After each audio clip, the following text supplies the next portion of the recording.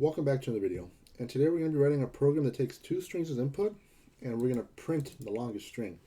And if both the strings are the same size, we're going to print the second string that was entered.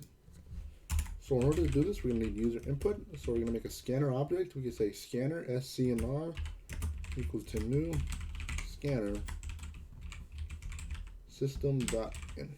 That way we have a way to get user input. And we're going to be getting an error here, so we just got to import this. Once we import that, error goes away. And so we're going to be comparing two strings, so we're going to need two string variables. I'm going to name the first one first, and I'm going to set that equal to scnr, which is our scanner, and we're going to do .next.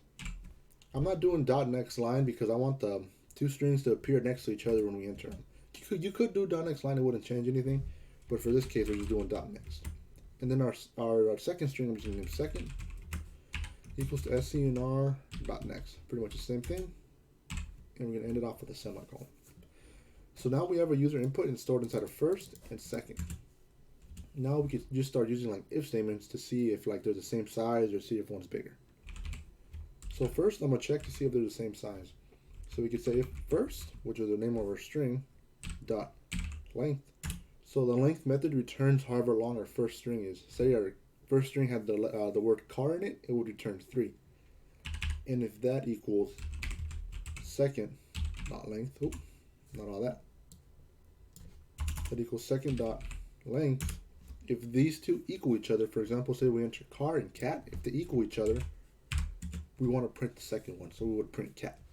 In this case, just as hypothetical case, we would just do sysout, which is just short for System.out.println new line.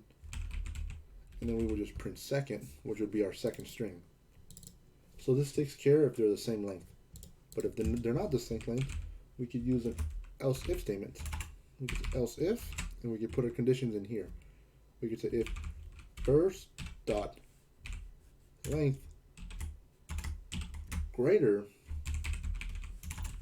than second dot length.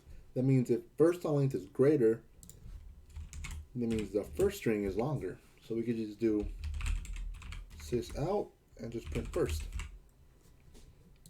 So that takes care of if the first one is longer, or if they're equal. There's only one other case. The only other case is the second one is longer. So we don't even have to compare anything because we know all the two other cases are already used. So we could say sysout and just print second.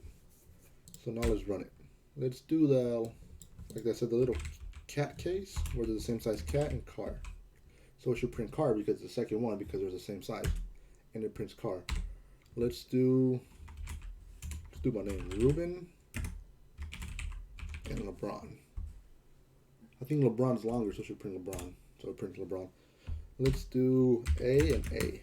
They're the same size, so it's going to print the second A, which is, let's do capital A, which should be the capital A. And it looks like the program is working as intended, and it looks like you can see it all on screen.